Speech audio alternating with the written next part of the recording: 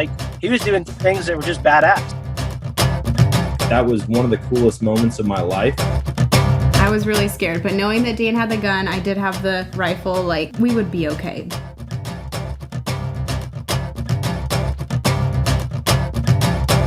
All right, guys, welcome to today's show. And on the show with me today, I've got Taylor Goodwin, and Taylor is from Tag Outdoors.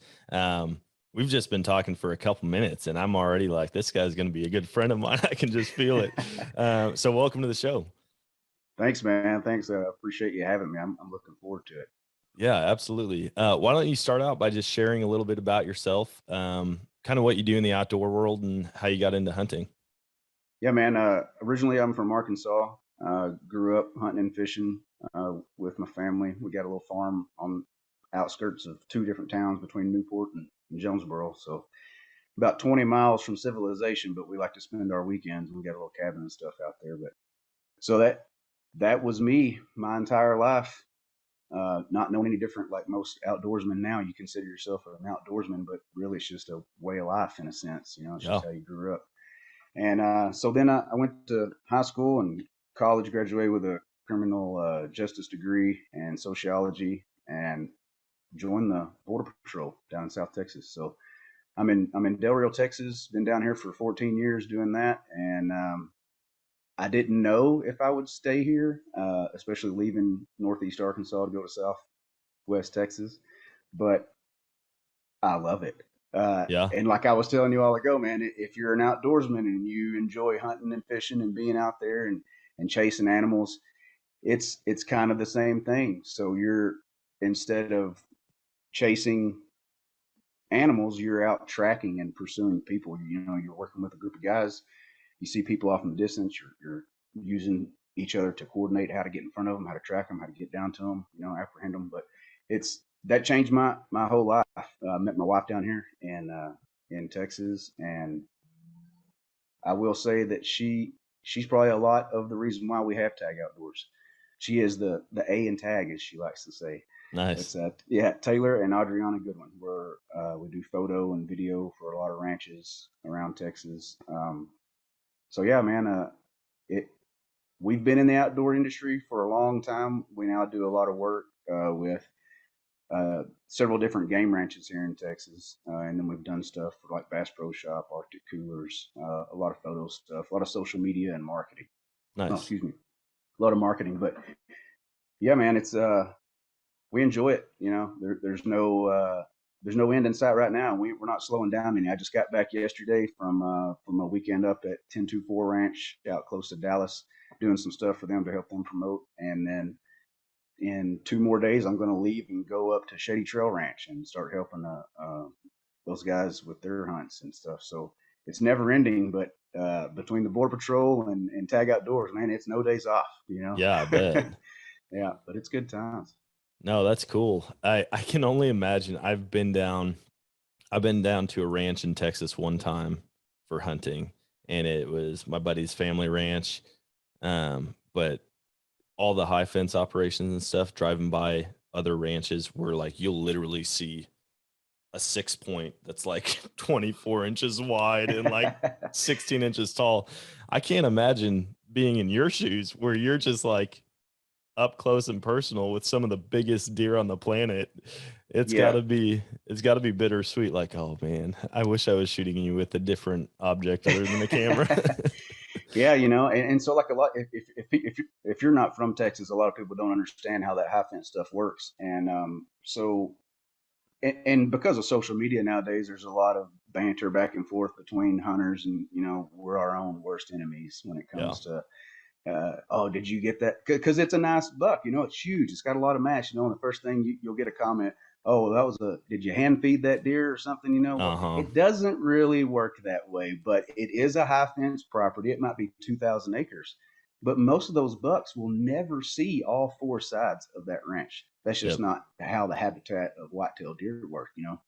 They might only need 25 acres to roam, and then during the rut, they might need 75 acres. So, and that's one thing, like even when we go back to these ranches year after year to get new photos for them, we always tend to find deer in the same general places as we did last year and the deer before, the deer before, the year before, so, and it's different bucks, but it's just because they have patterns. That's Yep. why hunters love and want to chase whitetails, because you can pattern those animals and get out in front Yeah. of them if you use some trail cameras and stuff. So, yeah, I'm not saying that I'm big into high fence hunting, but we do guide a lot, so I understand it. There is a place for it Oh, for sure, 100%. and then there's a place for people who just want to have a lease. You want to have a place to go to. You want to take your kids out there. You might spend $5,000-6,000 a year on all your stuff that you want to have out there to enjoy.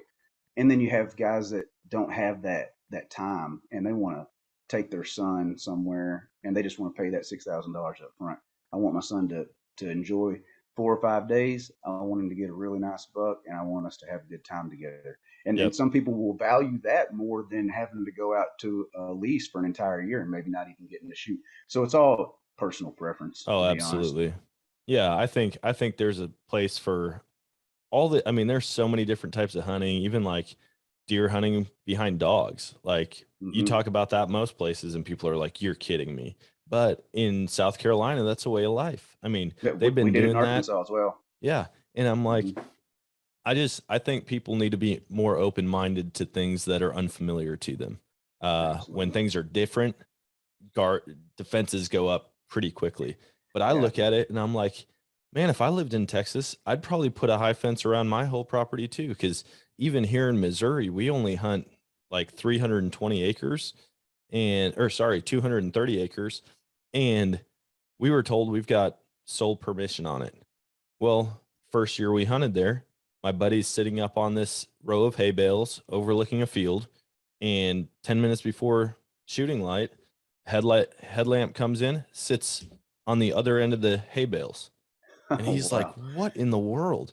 But it's like, just to have the guarantee that you're not going to have poachers coming on the property, like the Yeah. fence for that reason alone is appealing to me.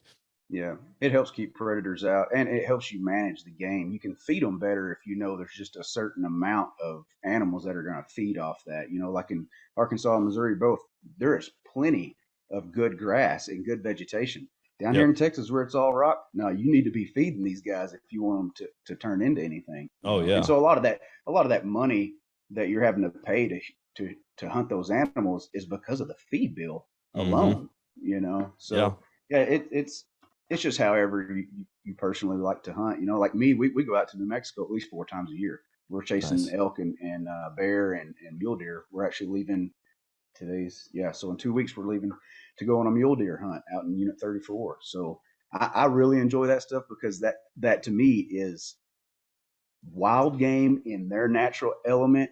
You don't have any advantages other Yep. than nowadays you have like apps like Onyx and Basemap where you can kind of plan ahead and put a plan ahead and execute. It's all you're trying to do is get out in front of these animals, high point and glass all day. So Oh, yeah.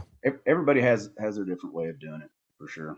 Yeah. I like learning about all the different ways. And I'm like, I just want to, there's certain things that I'd be like, I'd try it just to see, but I probably am not going to adopt that way.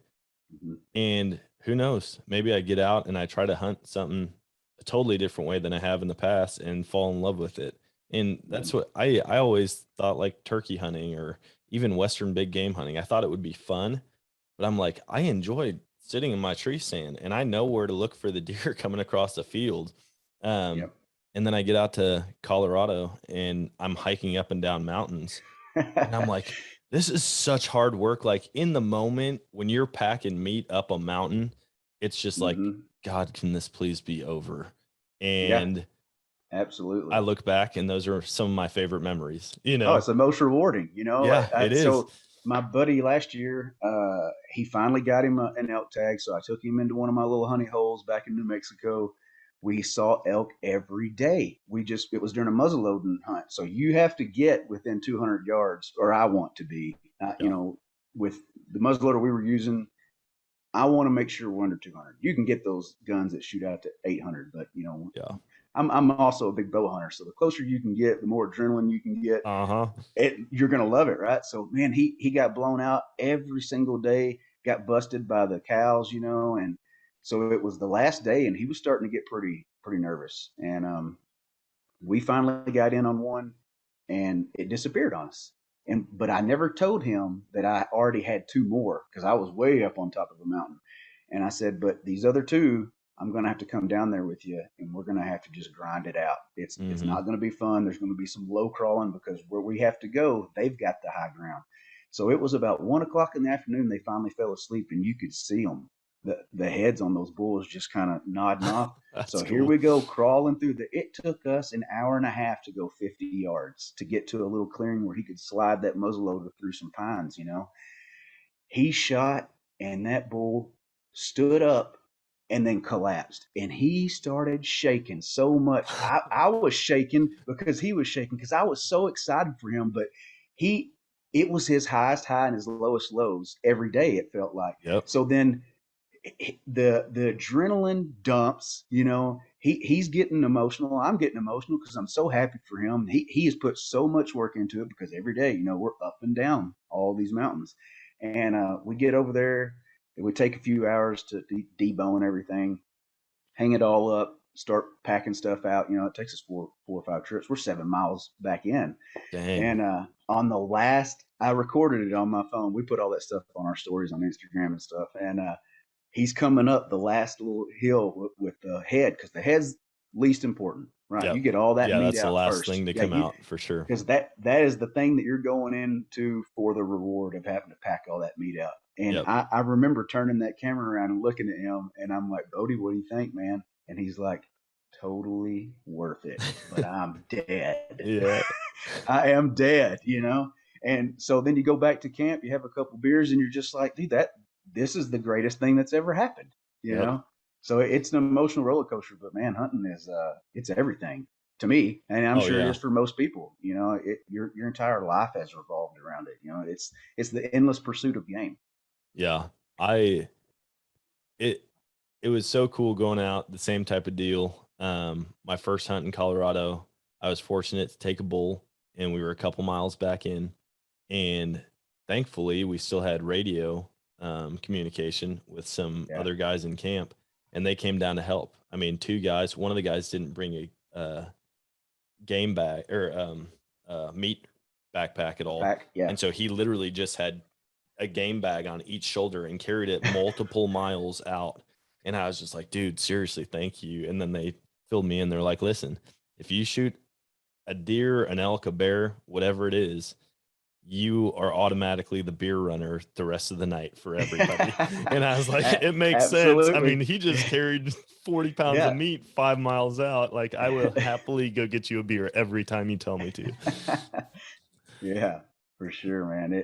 I love that stuff, and then, so like we get to take people hunting into these ranches in Texas, but I get to still see that same roller coaster of emotions with these guys that only get to do it once a year, and they've got their kids with them and stuff. So no matter where you are, it's still all about the experience, and if you're enjoying it and you're loving it, I'm loving it because I like to document it. Like I used to have to be the guy that had to pull the trigger or shoot the bow. About 10 years ago, all that stuff changed. You start maturing once you get out of your 20s, but now, as long as I've got a camera in my hand and then I get to take pictures of you and I can show you those pictures and your face immediately lights back up, I love it, because I feel like I did my job 2 times. We got you on the animal, and I'm getting to deliver you some awesome photos that you're going to have forever, That's cool. What does it look like living in Texas now as an outdoorsman versus Arkansas? Like, what are the big changes that you've seen, or are there different types of animals that you've been able to hunt that maybe you didn't think was possible growing up? Yeah, for sure. So the weather is hot always. It seems like right now it's 97. We're halfway through October. Like, give me a break. I'm waiting for fall. I'm from Arkansas. This is like football fall weather right now in Arkansas. Yep. I mean, I talked to my mom yesterday, and she said it's still kind of warm, but for everybody. And you said the same thing. So maybe fall's coming around a little later this year, but still, it's warm here year round. So when you do go out and you go hunting, you got to get these animals cleaned up and taken care of a little bit faster than you would back home. Like when growing up, we would shoot a deer up in the woods in Arkansas, and you could let it lay that night if you couldn't find it because it'd be 40 degrees outside, and the next morning you can go out and find it, and it's still, your meat is still good, Yep. Not here. You can't do that for multiple reasons. Mountain lions, coyotes, bobcats. You can't leave anything very long at all. But the meat will spoil as well if it's still this time of year. Yeah. The one thing that I really got into was hunting exotics in Texas because it's something I didn't even know was a thing. Coming from Arkansas, we were duck hunters. Duck Yeah. and deer. That was about it. And then come down here and I start going out to these ranches with my buddies, and I'm like, what is that? Like everything looked like it was from a different country. And but that's appealing because people want to be able to hunt year round. People Yeah. that really like to enjoy it, they would just want to go out and do stuff. So that's probably another thing that brings a lot of people down to Texas to do some hunting. Even though I know that there are some exotic game ranches that have opened up over by you too. I think there were some in Missouri that I've seen open up, but Mm-hmm. it's fun, man. The exotics, they all taste good too.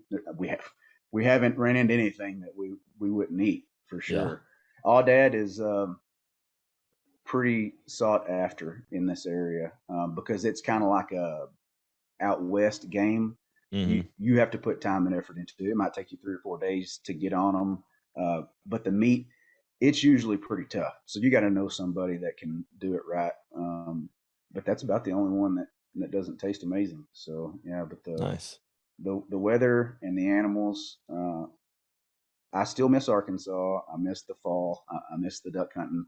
I get back there twice a year, opening weekend, which the past 2 years opening weekend has been great. And then it stopped for a month, Man, I keep hearing that about Arkansas, that Yeah.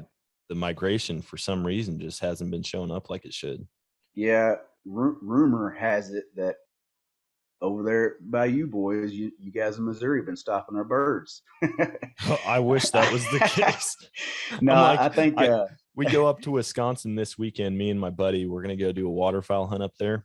yeah. And we're already expecting to shoot more birds in one weekend there than we will all season. I've got buddies that didn't even hit a dozen birds or hit that mark this year. Yeah. Or sorry, last season. They're like, dude, I shot 8 birds in the entire waterfowl season.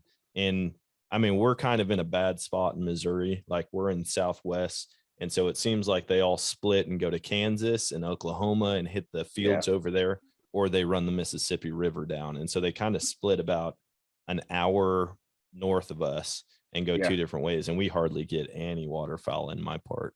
Yeah. So my dad is like an expert in he's ducks. He eats, lives, and breathes ducks. That's all he does, Yeah. And he's pretty certain that because of the weather and it's not getting as cold up north, because it has to freeze. Has to freeze in Canada, has to start freezing in the northern states to start pushing these birds down. But there are places now, like on these reserves, where they're throwing corn out to get the birds to come in. Well, once the birds get in there, they can keep, if there's enough ducks sitting in that water, they can keep that water from freezing no matter how cold it gets. Well, if they can do that, those ducks are just going to keep piling in there. They're going to keep spreading out. They're going to keep it from freezing. Well, if they do that, they've got no reason to keep coming south to Missouri and Arkansas, So, and we talk to outfitters that are up north, and they're banging birds. I mean, like numbers they've never seen the past couple of years. So there is something going on, whether it be in our control or out of our control, it doesn't matter. But so if you like to duck hunt, you may have to start going on those outfitted hunts up north to really get a better experience, because it's hit or miss in Arkansas when it used to be the duck capital of the world. Not everybody can say that anymore. I mean, it still brings a lot of revenue into the state. There's still tons of people that have heard it their entire lives about how the duck hunting is in Arkansas. So that's all they know. That's all they've heard. They're still going to want to come experience it, which is fine, because you can still have a good time. It still boils down to the company you're with, and if you can have a positive mindset and have a good time. Oh, for sure. You can, I know plenty of people that go hunting every morning with no intentions of even shooting their gun. They're just out there drinking coffee and bullshitting. We just did that yesterday. Which is what it's all about. I mean, if you want to go slaughter a bunch of birds, then go up north and slaughter a bunch of birds. Even in Arkansas, when duck season's out and you call the Game and Fish to get that special permit, so you can, when the conservation season opens up, and you can pull the plug on your gun and put however many bullets in there, and use electric calls and do all that stuff. Yeah. That's when everybody starts having a lot of fun with the goose hunting. Oh you yeah. know? Yeah, that's something I wished I could get into, but hell, by then I'm back in Texas, still working on exotics, because that's year round down here. Yeah. I like the idea of the exotic game ranches, because I look at it and I'm like, I would love to go to Africa. I think it'd be awesome. I'd love the experience, see the different animals, and I know what that does for the economy in a lot of those countries. I mean, like, that is the bulk of the money brought in. Yeah. But I don't have the means to do that. And so to know that there's a place, a state as a whole almost in Texas, that I can go and get that same type of experience, still have, they aren't technically free range, but like you said, it might be a Depending- 12,000 acre ranch. They might Yeah. not ever even see a fence. Yeah. And so to say they're not free range is kind of misleading, Yeah. but to be able to go out and hunt some of these species, I mean, I see a bunch on your back wall there. Yeah, man. And some of those came from South Africa. And so I'll share that with you. Like we were hired to go on a hunt with an outfitter who had 7 guys that were just going to have the time of their life, Yeah. well off folks. And but we got there and I felt like I was in Texas. No lie. Interesting. Yeah, because it's they have huge properties, but because they have such a bad predator problem, they also high fence. They high Okay. fence to try to keep control of these animals that they're raising in a sense, because they're feeding them. They got food plots put out. I mean, it's a business. Yeah. And so we get to riding around, and I mean, country is huge out there. There's everywhere you want to go, and you're seeing animals. And it was a photographer's paradise for me. Yeah. I was loving every minute of it. And but as we kept riding around, I'm like, man, this is similar to how things are done in Texas as well. Just because it's high fence doesn't mean that you can just walk out and see a deer and shoot it. It doesn't work that way. You still got to go out and find them. Yep. So these guys, I think they ended up shooting 66 animals. So they Nice. spent a ton of money, but had you done that in Texas, it would have cost you 3 times that amount of money. So if you're ever thought about going to South Africa to do that kind of stuff, it's better to put a group together. You get better prices, you get better rates, and then when you get ready to ship all that stuff back, you can put it all in the same shipping container. Oh, So nice. that way, when it comes back, you're just paying per pound what that crate cost. So you put Okay. all your mounts in there, and they'll mount that stuff for you. And what we're used to paying $600-700 for a mount, they're doing it for $200. Oh, wow. Yeah, and I mean, if you're into details, you might know the difference. If you're just looking for a good representation of the animal that you harvested, that's what you're getting. You're getting the animal that you harvested. Yep. They'll polish up the horns and put some of that shiny coat stuff on it. They do the regular mounts, but where America kind of outperforms is in the detail work. The time they put in the eye and the whiskers, and they can open the mouth and they can show the teeth. You can Yep. see the muscle, or the blood vessels in the chest of the animal. You're not going to get that kind of quality in your mounts from over there, but you're getting it at a fraction of the cost. So Yeah. you just got to weigh out what you want, but it's still worth going. I think if it's something you've thought about doing, it's definitely worth putting a group of guys together and go. We went with High Veiled Safari, Henny. Okay. If anybody ever wanted to know about that, they could hit us up on Instagram or TikTok or whatever. We're around. I talk about that stuff all the time. So Yeah. it's good. If you're thinking about it, I say jump on it, but don't also think that you're going out there and it's like a prairie land of just animal. I mean, they're still kind of stuck in there too. Yeah. You still, yeah. I keep debating, like, if I'll ever travel out of country to hunt. And I mean, obviously I want to, but I look at North America and what we have here and the amount of different things and different ways. Like, Meat Eater actually has been doing a great job of highlighting some of the hunts that I would have never known about. Even like the Texas Aoudad, that's Yep. crazy. The Sika deer out in Maryland, like animals that I just didn't even know existed until hunting became more popular on social media, Netflix, all that stuff. Yeah. There's just a Yeah. lot of cool stuff that we can do here. Yeah, and social media has changed the hunting industry 100%. Like, Yep. and in good ways and in bad ways. I've said it earlier. We're our own worst enemies in the hunting community. We got guys that want to be savage with their Mm-hmm. comments, or put people down when, like, man, there's no shame in shooting a doe or a Yeah. spike. If you want some meat, you go do it. But there's always going to be somebody that says something about it. Or like my wife, man, she got beat up pretty bad. So one of the ranches that we worked for, they had a buck, a huge buck, like a 180-inch buck. And I never even knew what inches were until I came to Texas when it came to deer. In Yeah. Arkansas, it's like, that's a 6 point or an 8 point. And if you see an 8 Exactly. point, you better Yeah. put him down. Yep. There is no talking about it. And so they had this buck, and they're like, yeah, man, let the wife shoot that deer if y'all can find it. Well, it took us a couple of days. We finally found it. She had a crossbow and from the ranch, and she wanted to try it. She always shot with a rifle. Yeah. She hit the deer, and then we had to go track it down.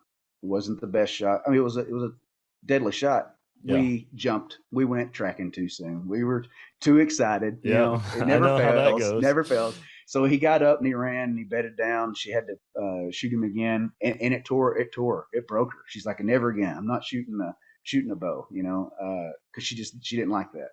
But Yeah. anyway, we get that buck in, and we're so proud of it. I'm taking pictures of her. We do it a little different, a little artistic. We might take the deer and turn him sideways and have her like behind the horns, and then turn back this way to curl the head up a little bit so that way the horns are pointing up. Mm-hmm. Sometimes she'll just put her hand on the horn, and it'll be just a close-up shot, because it's less about a trophy picture and more of just showing the appreciation for the animal, the intimate moment that it exactly creates, because, and then we made a little TikTok, and oh my god, dude, the hate. And I didn't want to tell her. She saw it because we're both on it, and everybody, or not everybody, there was a lot of people that were defending her, and because the first few things was, oh my god, did you feed that thing out of your hand, or that's a pen raised deer.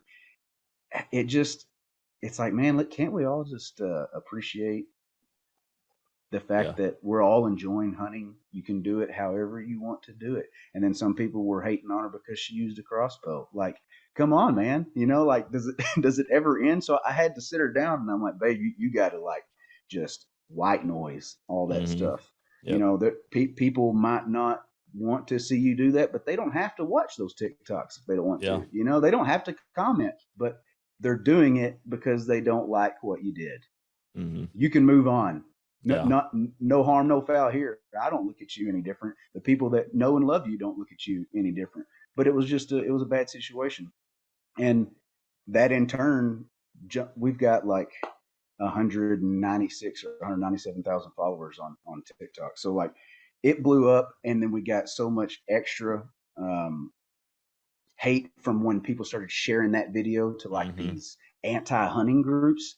Oh man, we started getting death threats. Yep. We were getting emails with death threats, and I'm thinking, this, like, never even crossed my mind that something like that would happen. This was a buck. It was real narrow. He wasn't the type of buck that this ranch wanted to continue to breed. So he was about a 3-year-old. He's still young, right? We acknowledge the fact that that's a little young, but they don't want that buck to keep breeding these does that are out there. So they let her shoot it. We ate the deer. He tasted great. No different than a spike or a doe would taste. You know what I mean? Yep. That wasn't the thing. So still, at the end of the day, that's why I say we're our own worst enemy, man, because as if the hunting community would come together a little more on social media, we wouldn't have these attacks. We already have enough enemies from all these anti-hunting groups. We don't need to be enemies amongst ourselves. Yeah, for sure.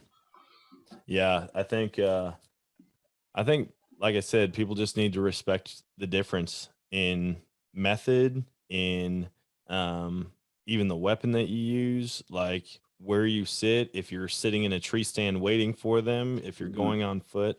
And there's just so much. I mean, it's a divisive culture going on right now, and it's unfortunate, but hopefully as hunters, we can start to realize, like, if you actually, I've really found that I have I don't know that I've ever had a negative interaction face to face with another hunter about method or, Hmm. how you go about it. It's always behind a keyboard.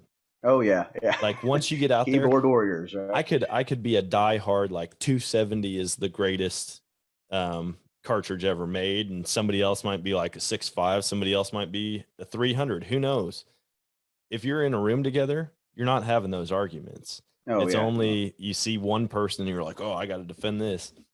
And I talk to my wife about the same stuff because she's big on social media, and she gets negative comments. And I'm like, here's what you have to understand. You'll never please everybody. There's always going Absolutely. to be somebody that says something wrong. And if you take this video down due to their negative comments, there's going to be somebody who has something negative to say about you. Cave into the pressure. Yeah. I'm like, so it's Yeah. literally a no-win situation until you're at Absolutely. peace with doing what you feel comfortable doing.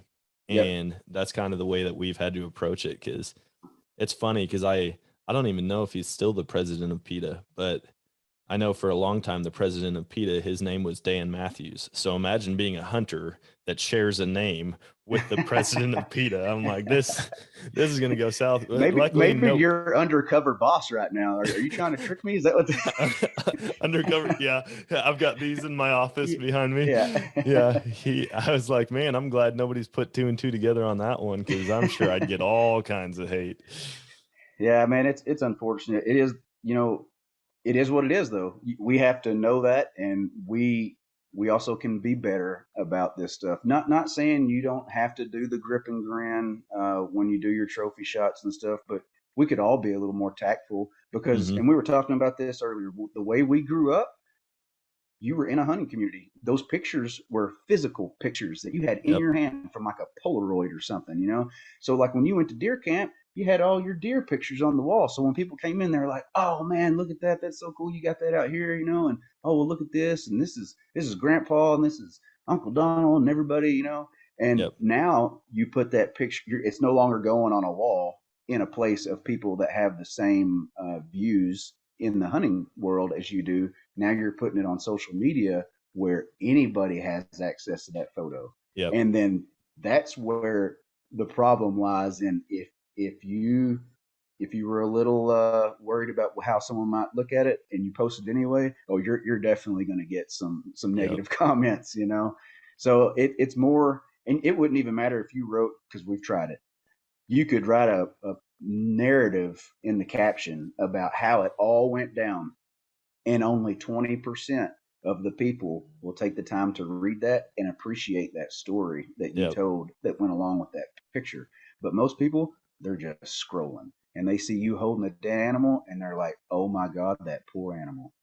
When we all know in the hunting world, no, that animal fed us for a couple months. Yeah. The reason it's getting mounted and put on a wall is to remind people of a story that we can tell in our house amongst friends that we all know and love and share those same interests with. Yep.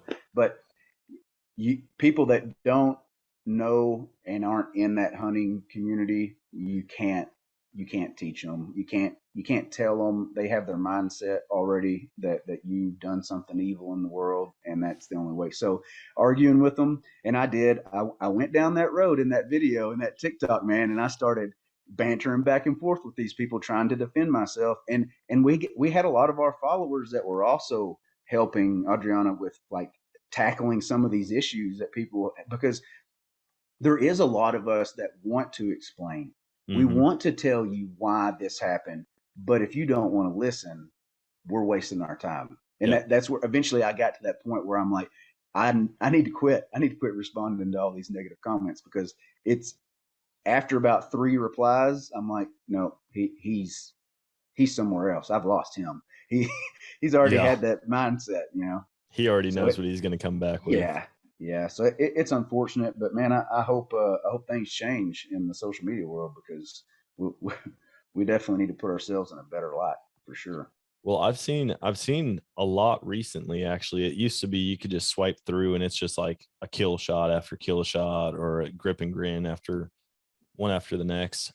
And lately what I've seen is they'll like on reels or any type of video, they'll have that initial chunk of the video is like the shot, and then they'll cut it because it gets people's attention, and then they go right into the story, and it might be 8 minutes of story before it goes back to that moment. And I'm like, that's cool. Like, they can still use what we as hunters know as like the attention grabber, just to get people involved, and then they just cut away from it, and they're like, this is the story behind it, like listen to this. And a lot less people are gonna like just swipe all the way to the end and watch the kill shot. I listen to those stories and I'm like, man, I love the history of pursuing an animal, or, you know, discovering how to hunt a certain type of way and then going and making it possible. I think we can do a lot. I think we all can do a lot on that end, as far as trying to engage people in a positive way, instead of just like, hey, here's my trophy. From a photography and videography side, like, are there any tips that you have for people when they are, you know, post kill on the ground, like ready to take pictures and videos, how to go about that? Yeah, if you're, because most of us hunt alone anyway, so it's turning more into like you're just kind of filming the animal as you walk up or something, you know. But I really like the style of appreciating what just happened. So like even like with that video with the wife, when she took a knee behind it, you know, her first initial thing was she put her one arm underneath the bottom side of the horns, and her left hand went to the body and neck of the deer, and she was just kind of like rubbing the side of the deer, like, oh my God, you know, like, because it was a roller coaster, you know, like, and it finally stopped. We walked in there, he was done, he had expired, and now she could appreciate what had just happened, you know.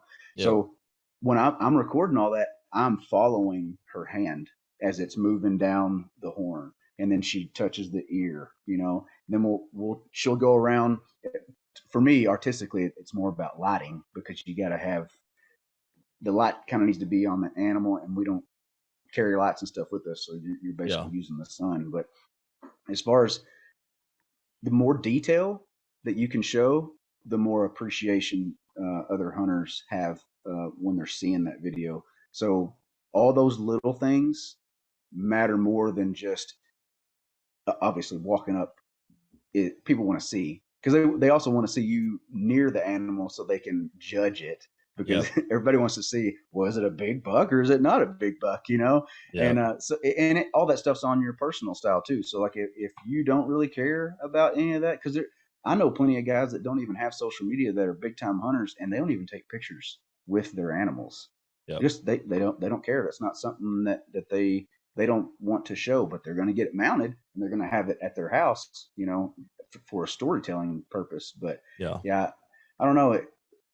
Our style is more shallow depth of field, a lot of detail, and then after that, then you can back out and get like an overall shot of what had just happened. You know, music plays a big role. That's why we like TikTok so much, because you can set the mood immediately with just the type of songs that you pick out for different things, and you don't even have to have fancy professional equipment nowadays, because these iPhones and smartphones in general, the camera technology has just blown up, man. Like you can do so much now from your cell phone. There's really not a need to go out and get stuff, unless you do what we do, which is like from 300-400 yards away.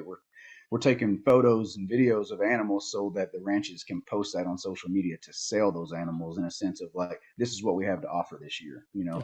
But you're not going to get that shot with a cell phone picture, so we have to take all of our fancy equipment out there. I've looked. I mean, I just got a little 4K like hand camcorder, because I like being able to document stuff, and I don't ever make videos and post them, but I just like being able to show my buddies when we're out. I'm like, dude, all right, I saw this tom that was on the neighbor's property and it had 2 beards, and check this thing out. And I mean, it's like terrible quality, but at least they get a feel for it. Or like, man, I saw this deer all the way at the end of the cornfield. And like, that to me is fun. It helps me to be able to share the story with my buddies. But like the camera equipment that you guys have, I'm like, oh man, I would love to be able to zoom in from like 300 yards, like crisp, see detail, count points, all of Yeah. it. Yeah, my cell phone, it catches everything like directly under my tree stand. That's about it. And there's times where it's just easier and more convenient for you to pick up that cell phone and do what you got to get done. Well, and when you're talking about stuff for social media, you don't even need anything more than a cell phone when it comes to taking pictures of something that you just killed. But Yeah, when we go out, so like 4K, what you're talking about, that's high quality stuff, man. Like, yeah, so you could even zoom in whatever you're filming on or filming at. You can still take that and crop that in pretty significantly, and you're not going to lose any quality. That's the best part about 4K. So, yeah. like when we take this past weekend, I was out watching some elk, and there were some whitetail in the same area, and they were just kind of staring at each other. The elk was on a tree line, and the whitetail was just coming out of the tree line, and they were 450, yards away. And I'm filming that from a tripod because you have to keep that camera as still as possible, Mm-hmm. just so there's no shake. A little bit of wind, and you can already see that the quality kind of goes down. But I sent that video to the ranch manager a couple hours later, just so he could see. Like once you crop it in and put it on your cell phone, it's like I'm standing right there, and they know you can't walk up to an elk like that Oh out there yeah. because they're running around. They hear a side by side coming down the road. Well, they're gone, man. They don't have time to sit around to see what you want, Yeah. So For so real. you got to be way off somewhere else to be able to capture all that stuff. But I enjoy it, man, because it's like I'm there getting to hunt those animals, but I'm not shooting them and then having to clean them. Yep. We're Yeah. just taking the pictures. We're cleaning up the pictures and then delivering a product to the ranches, so then they can have people come out and shoot those animals. But it's a ton of fun. I love it. I think the relationship with the border patrol, I don't take any days off in the spring and summer because I have to save all my time for the fall because we have all this stuff going on all the time. Yep. So it's a struggle, and sometimes, like right now, I'm kind of going through a shift. It took us 5 or 6 years to get where we are now, to where we're comfortable with the business. But we got a little baby at the house now. He's 11 months old, and man, has Congrats. it. Thank you. It's changed everything. Like my time, and I think this is important for everybody to know. Your time is worth more money than you think. It's your and it might not, the product that you're delivering is the product, right? But it's your time now, because now it's more important for me to be at the house with the wife and kid. So it's going to cost somebody a lot more to get me to go out on these hunts because Mm-hmm. now we're comfortable. We were grinding for the past 5 or 6 years. I was doing anything and everything I could to get our name out there, to do work, do a lot of free work, because free work turned into, hey, can you come back out this year? Yeah, but this time I need to be paid, man. I Mm-hmm. can't be doing that. Okay, well, XYZ, yeah, that'll work. Then we'll go from there. And then the next year, hey, man, I did this, and this, but this year I'm going to bump it up because I've got better equipment. All right, 10-4, Yep. So you build it up over time, but now it's like we're good, but now I'm like, man, this kid, he is a lot of fun to be around, Mm-hmm. and Yeah. the wife too, so she's left. She's no longer working anymore. She's here at the house taking care of the kid and helping run Tag Nice. Outdoors. So it has its benefits, but I mean, the grind and the struggle was real to start Yep. out with it. And that for you too, man. I know you're at the year mark already, and you already made it past most people. If they can't get past that 6 month or a year mark, then they're not going to make it. Well, you're going to make it now, and I'm telling you, you're going to make it, because Yeah. if you did it and you grinded it out for that year and you're still here, then you're going to be just fine. Yeah. We've slowly been pulling back from all like our other responsibilities, other business stuff. And we've got about 2 weeks left in one of our businesses, and then it's full time podcasting and social media. And we, same type of thing. Like we value our time. We've Yep. always said we aren't going to find success in how much money we have, but how much time we have to do what we love. And that's spending time with my wife and kids. And Yeah, I absolutely. mean, it's funny. I look back at it. I look back even like 5 years. And if somebody had called me and said, "Hey man, I'll pay you $400 to come and do X, Y, or Z," I'm like, dude, $400? Like, I will absolutely go do that. I'm And on the way. yeah, I just pulled in and they're like, what? Yeah. But now I'm like, man, $400. Yeah, that'd be nice. But also I value my time with my wife and kids. I Yeah, it's value, worth $400 to stay yeah, home. I wouldn't pay $400 to go on a duck hunt, like on a piece of public land that I'm probably not even going to see a bird.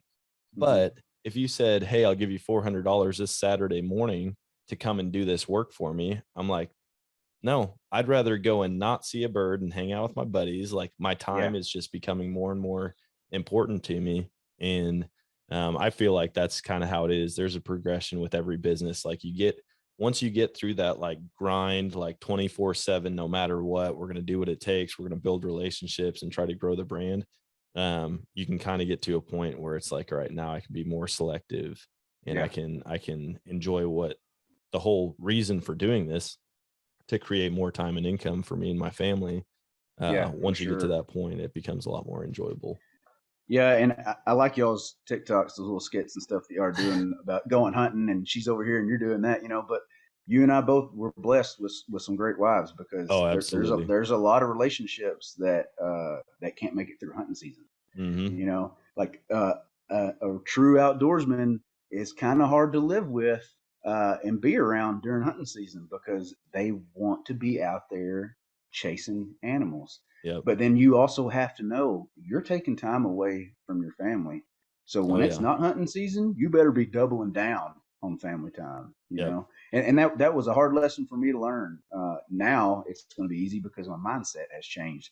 But for the longest time, we were grinding winter, spring, summer, fall, no stop, no days off. When I wasn't working at my work job, I was working at the Tag Outdoors job. Yep. So now things are slowing down, but because we're choosing to slow down, and Oh it's yeah. better that you can make that choice and do that than feel like you have to.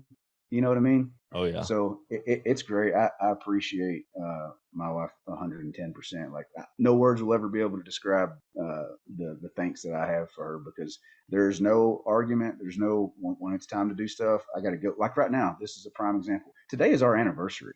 10 years. Oh, congratulations.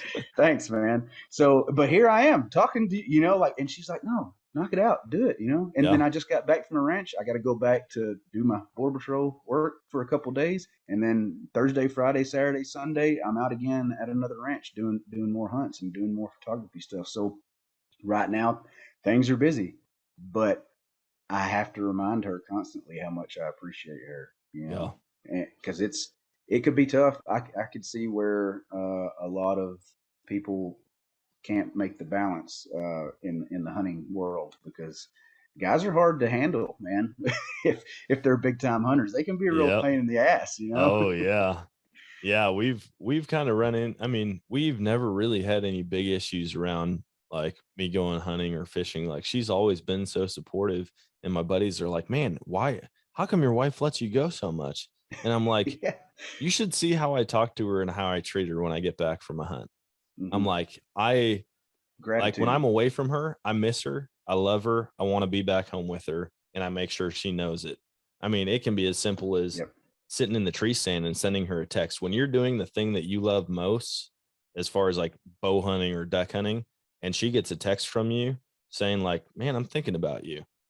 That That's means the awesome. world to her, because she's like, Absolutely. he's taking time out of his hobby to stop and tell me that he's thinking about me.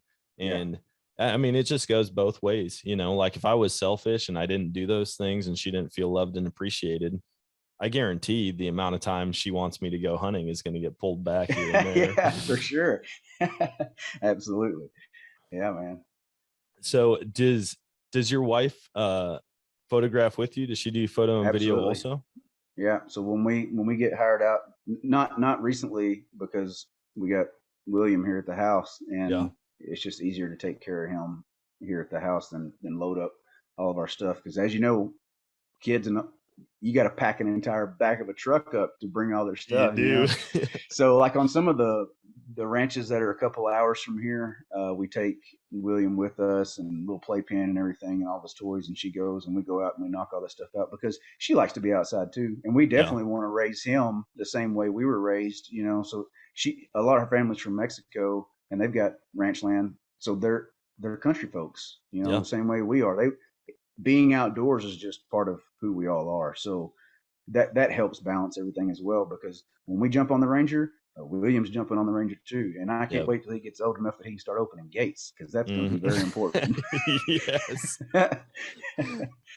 Yeah. So it's good, man. Yeah.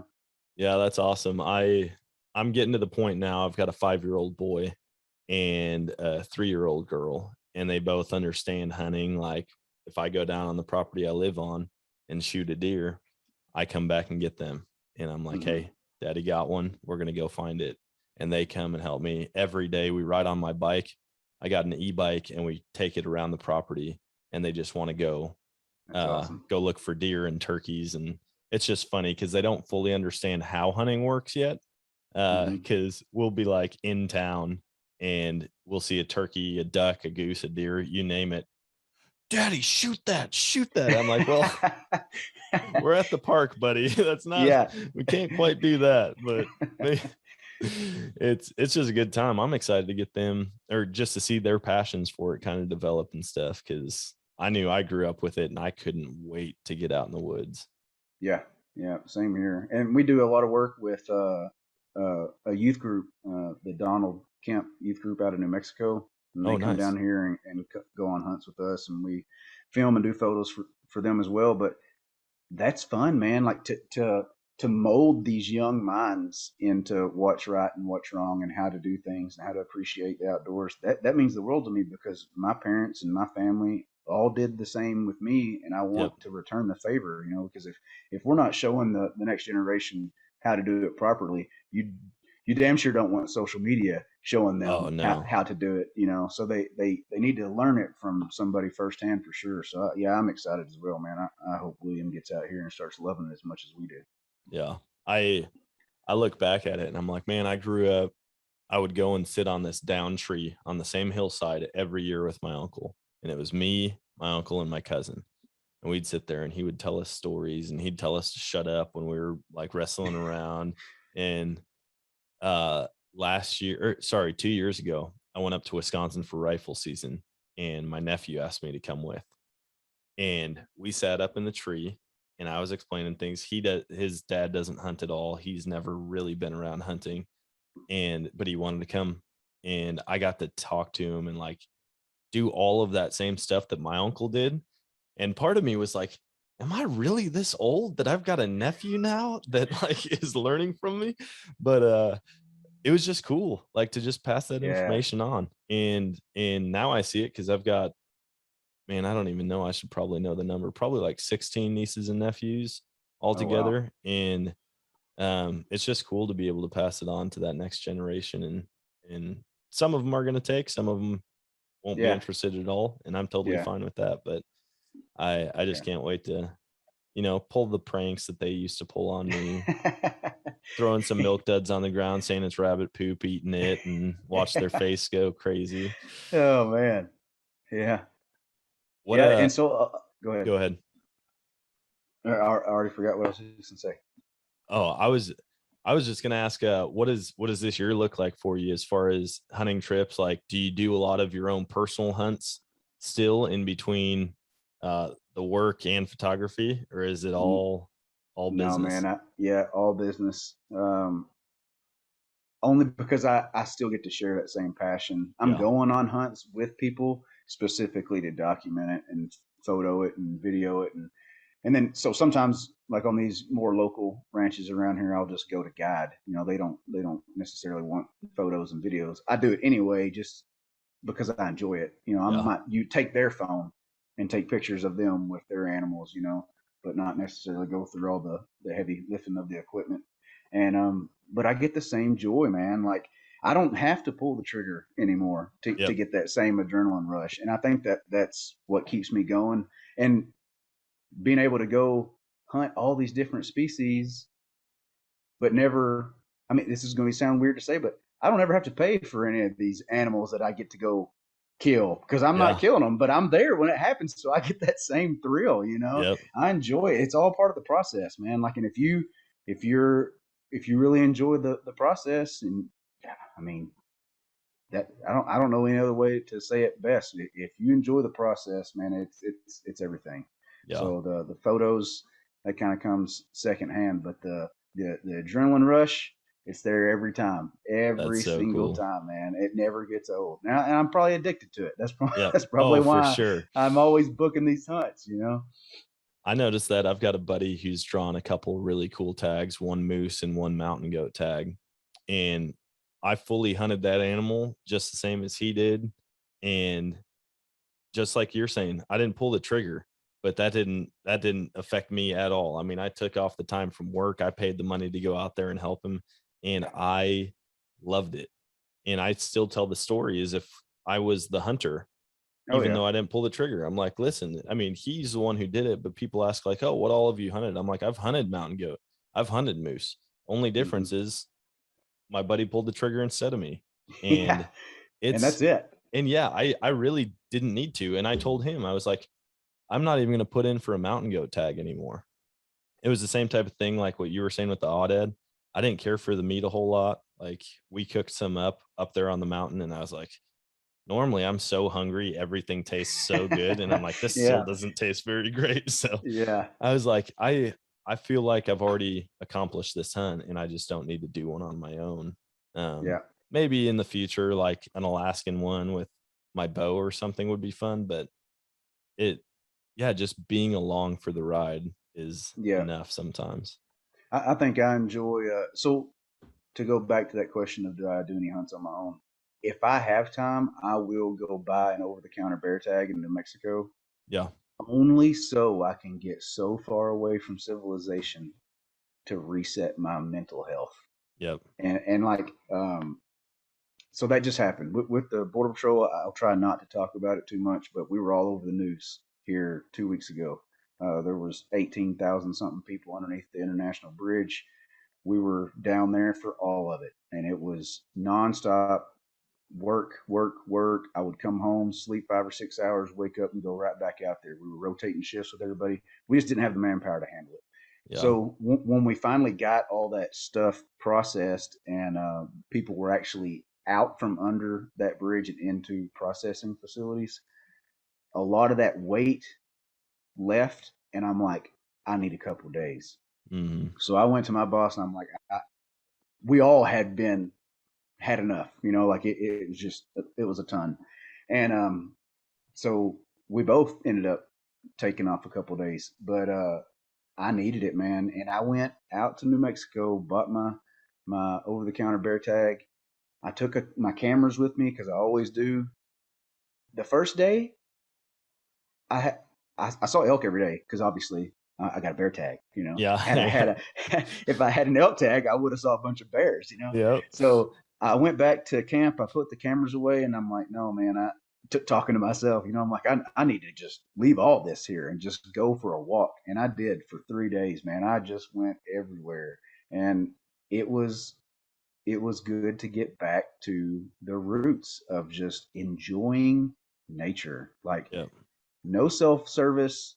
You got a backpack full of food and water, and you're just out surviving. And some Yeah. some people look at me like I tell that story at work all the time. They're like, "Man, you're crazy," and I'm like, it's just I have a different way of I was like, having that this sounds mental like heaven on reset. earth to me. Yeah, right. Like it. I came back to work like 3 days later, like nothing had even happened. Like, I'm ready Yeah. to go. Let's knock this out. But everybody has a different process that they have to do that mental reset, and that's mine, man. It's just getting out there and getting away. And it was odd because the wife hadn't got to see me, and I didn't even see my kid at all because I'm waking up at 4 o'clock in the morning. I'm going to bed at 10 o'clock at night. Never saw him. But for her to also be like, she checked me.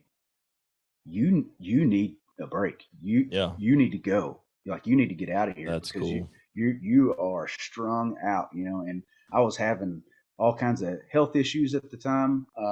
And it's crazy what 3 or 4 days up on a mountain by yourself can do mind, body, and spirit. And as Oh crazy yeah. as that sounds, man, but that's me. That's who I am, you know. So I came back and hit the ground running, and still here today. So if it happens again, then I'm gonna have to take another mental reset up on one of those mountains, you know. You're like waiting for more chaos. Like, yeah, I could pull another 3 days out of this one. Yeah, for sure, man. Yeah, Yeah. Do you have any of those little quirks that you got to have a little mental reset? oh, absolutely. I mean, mine unfortunately isn't like 3 or 4 days out, but I just tell my wife, I'm like, there's going to be certain nights of the week where I'm like, it's unplanned, but like, I'm just going to go sit in the tree stand. And even in the off points in the year, I'll just go out and check trail cameras. I know they make cellular trail cameras where you don't have to walk Yeah. out. And I'm like, I couldn't care less. I spend enough time having to look at my phone, having to respond to stuff. Like, I'd rather be there in person, having to, walk through the field, walk across the creek, and that's refreshing for me. Like Yeah. I I'd probably sound really crazy, but I could go sit in my tree stand when it's not hunting season without any camo, without a weapon at all, and just sit and Yeah, do for that for a sure. whole day and feel like a brand new man at the You end of it. probably feel like you've got more clarity. Yeah. Like you think completely different when you're in your element as opposed to any other time, you know? Yeah. Well, it's amazing how things that weigh you down and take up so much mental capacity throughout the week that you're just like, man, I'm never going to get past this. Like, this is going to be a big problem, or like a financial issue, or like just a project that that you're having a hard time finishing. It just Mhm. seems like that's always going to be looming. And then as soon as you're out there, it doesn't Yeah, even matter. It, like, not even a goes little away. bit. You don't think Yeah. about it. But it does give you energy to get back and knock it out, or sometimes you figure out the solution while you're out there. So Yeah. I love it. I absolutely love it. And it sounds like you're super passionate about it. We're actually over an hour. I don't know how that's Oh wow. possible. It seems like we've been talking for like 20 minutes, maybe. Yeah. Um, but I want to give you a chance to share with everybody, how can they find you guys, Tag Outdoors, and kind of what you do, see your work? Yeah, probably our biggest following is TikTok, and then Instagram, and then Facebook. Facebook's more the older generation, you know. That's what we all started out on when we were Yeah. in college, you know. But then it's funny because I've been doing the photo stuff forever, and I had a guy 6 or 7 years ago that I worked with, and he's like, "Are you not on Instagram?" And I'm like, "What the hell is Instagram?" You know? Yeah. And he's like, "No, you need to be putting these pictures out there, man. Like this is too cool to not be sharing." And so I did that. And then I was like, this is crazy. This is a lot of fun, you know, like, Yeah. cause I'm getting positive feedback, you know? So that started taking off. And then, TikTok came out. And so there was a group of us on Instagram. We had these engagement groups. It's probably how we grew so fast, with these guys like Unguided Outdoors. Yeah. And, they, when we would make a post, we would go into this the group message, and tell everybody, hey, we made a post. This is where it is. This is the link. They could click it, go over there, and make a comment. When it starts driving your engagement up and your interactions, so it Yeah. helps more people see your stuff. So that was early on before that was a thing, you know, like these guys, and I didn't know anything about that. You know, I was just fortunate enough that they reached out to be like, hey, you want to join this group? And I'm like, hell yeah, sure, why not? You know, Yep. and so then he gets Kyle, the guy with Unguided Outdoors. He's like, man, you got to get on TikTok. And I'm like, I'm not getting on TikTok, dude. Like, that was back when COVID first came out, like last Hmm. March or whatever, you know.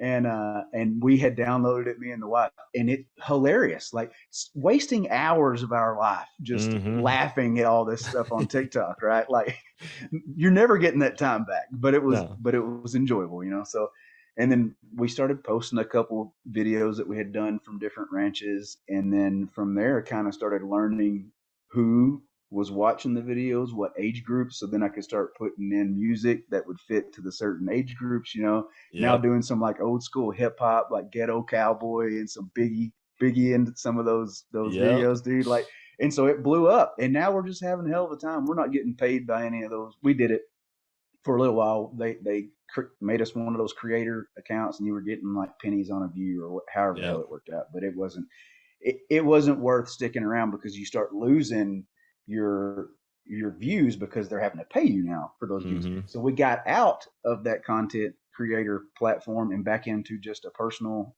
account.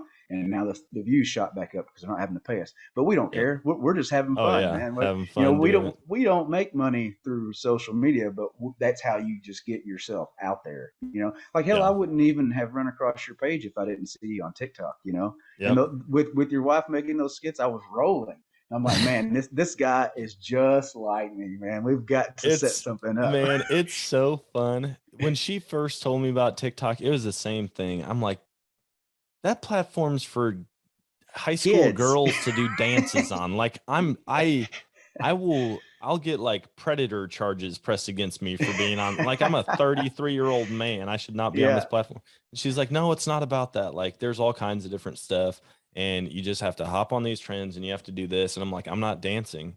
And she's like, well, maybe a couple times, but she's like, you just need to figure out how to turn all of this stuff towards hunting.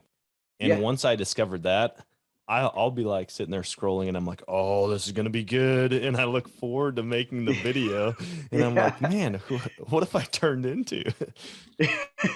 But it's funny because those like computers are smarter than us these days, Yeah. you know, so those algorithms learn who you are and learn what you like to watch. And next thing you know, you're on hunting TikTok and all you're going to see is just hunting stuff. So it's great. A lot of mine is like positive and motivational speeches and stuff, you know, Joe Rogan, Jordan Peterson, and all those guys mixed in with hunting. So it's like I'm getting built up and then I'm back to the hunting side of things. I'm like, sometimes I got to remind myself, like, I got to get back to work. You know, like I got to go do something productive or I'm going to be here all night. Wait a minute. I can't get paid to just comment on videos.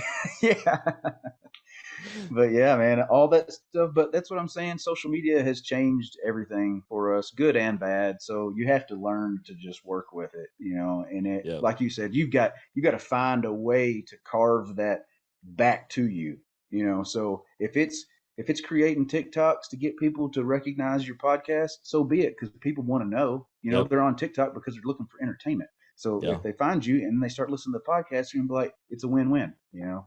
It's crazy. Keep doing it. I credit TikTok with like 99% of my success. I mean, like, yeah, it's content that I put out, it's equipment I buy, things like that. But the TikTok platform has like changed the game for me for podcasting. Because like you said, they see the content. And my wife put out one video that got like 1 million views and 16,000 new followers for me. Yeah. I was at like 90 followers and it went to 16,000 almost overnight. Just because she's like, he's starting a podcast, like, let's support him. And I'm like, first of all, like, I can't believe that I've got a wife that would make something like that happen for me. So awesome. And then strangers hopping on board and they're like, let us know when you have gear and we'll buy it. Let us know when a new episode comes out. We'll listen to it. And it's been fun. And then I was like, man, what if I just open it up for people that follow me to be a guest on the show? And that's when the first round of guests came through, which you're part of. I mean, the very first guest that I didn't know that I was having on my show, I was a nervous wreck before. I'm like, this is going to tank. This is going to be the worst. And now they're my favorites. I'm like, I didn't know you from Adam before this. And to hear your story, to hear what you're passionate about, it's amazing. Yeah, it's cool, man. And thanks for having me. This has been fun. Like you said, I thought it was like 15, 20 minutes. And I looked down like, oh my God, it's been almost an hour and a half. Yeah. my bad. No, it's good. It happens to me every time. I'm like, man, I need to learn how to shut up sometimes, even though that's what this is all about.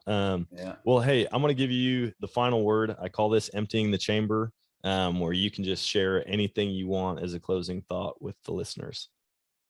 Man, I don't know. I got all kinds of stuff I'd like to end with, but I'd say just keep grinding. Personally, from me to you, man, because this was awesome. I hope we can do it again. And for everybody that's been listening to you, obviously they enjoy it, man, or you wouldn't have the following that you have, you know. So stay at it, man. Stay positive and keep grinding. Keep it up. I appreciate it. I know everyone else does. No, I appreciate that, man. I really do. And thanks for hopping on.